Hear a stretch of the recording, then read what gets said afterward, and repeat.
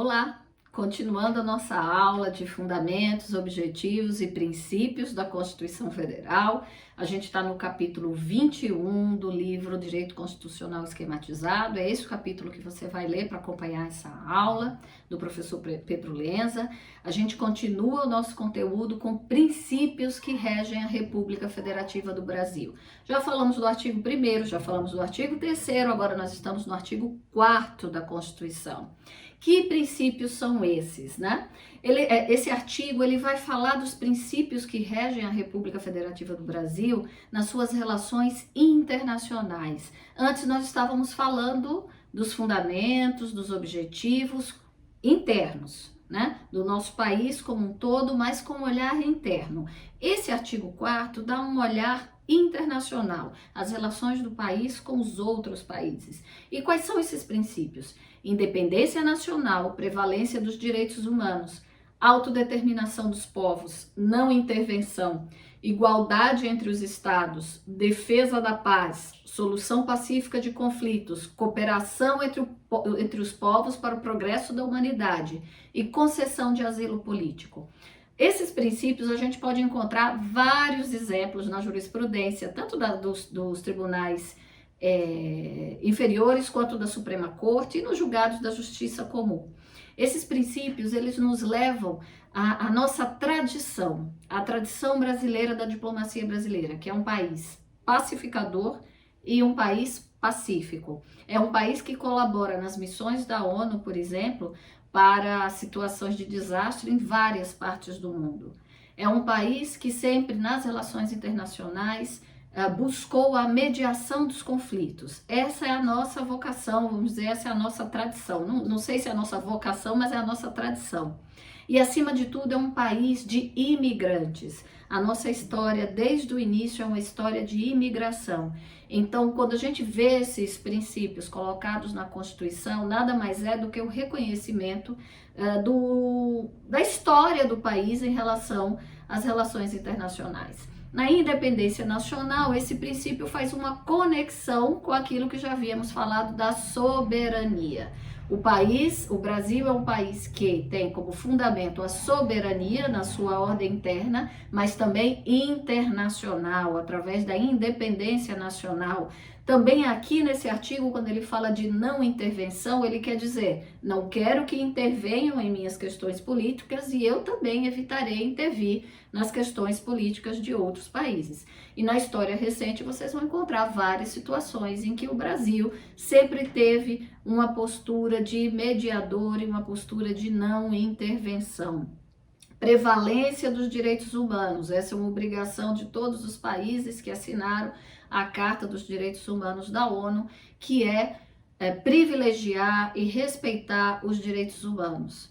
Tá? Mas, professora, isso no mundo dos fatos não ocorre. Lembrem aquilo que a gente falou sobre a teoria geral do direito. Direito é a ciência do dever ser. E aqui a Constituição está prescrevendo o que ela espera desse país. Como é que a gente faz isso virar realidade?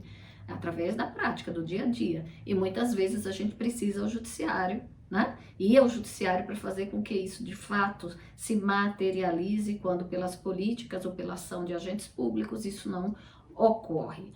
A igualdade entre os estados é uma complementação ao princípio da independência nacional, junto com a não intervenção e junto com a igualdade entre os estados, né? Então é não intervenção, igualdade entre os estados, independência nacional e vamos puxar lá no início, soberania. Defesa da paz, o espírito pacificador, não belicoso, que marca a República Federativa do Brasil, junto com o princípio da solução pacífica dos conflitos. Repúdio ao terrorismo e ao racismo. Isso se coloca de duas formas, seja através de aprovação de legislações que sejam contrárias a essas práticas e que impeçam que essas práticas sejam realizadas no território nacional, como leis mais rígidas, seja através de não manter relações internacionais com países ou com grupos que adotem essas práticas.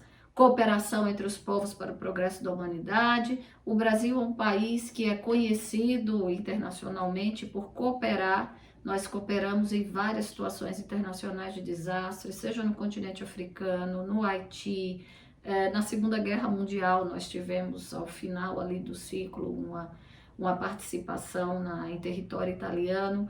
Então o Brasil ele tem essa tradição de cooperação entre os povos. E por fim, concessão de asilo político. Nesse ponto, como é comum vocês me perguntarem essas diferenças, né, teóricas, eu vou colocar para vocês aqui então um quadrinho muito simples, muito singelo, para vocês entenderem a diferença entre asilo e refúgio político. O que diz a Constituição? Concessão de asilo político. Então, o que é o asilo político e o refúgio político? Então, vamos lá.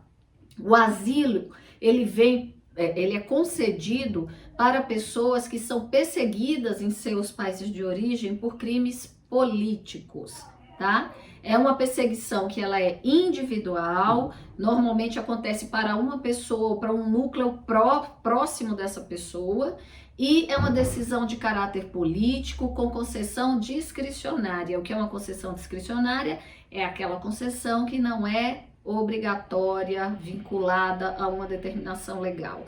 O agente, no caso o presidente da República, vai avaliar se é o caso de conceder ou não, motiva a sua avaliação e concede o asilo político. Já o refúgio político, o refúgio é uma outra situação. É uma perseguição de natureza política, religiosa, racial, de nacionalidade ou de grupo social. Infelizmente, a gente sabe que em vários lugares do mundo hoje há povos, há religiões, há determinados grupos que são perseguidos dentro da sua própria nação, né? Em guerras civis ou em situações políticas complexas. Esses grupos passam a viver como migrantes sem território, muitas vezes apátridas pelo mundo. É para esse tipo de grupo que existe o Instituto do Refúgio Político. Então, é uma perseguição de grupo de pessoas com impacto generalizado naquele grupo, tá? E como que se concede? Aí é um ato administrativo de caráter vinculado, ou seja, ele está descrito a situação em que pode ser concedido esse refúgio, está descrita na legislação e o agente atende aquilo que a legislação determina. Então, terminamos aqui a nossa aula 4. Eu espero vocês na aula 5 e leiam o capítulo que foi colocado, tá bom? Um beijo grande para vocês, fiquem bem, fiquem resguardados e fiquem com saúde. Eu espero encontrá-los em breve, todos nós muito seguros. Um abraço para vocês.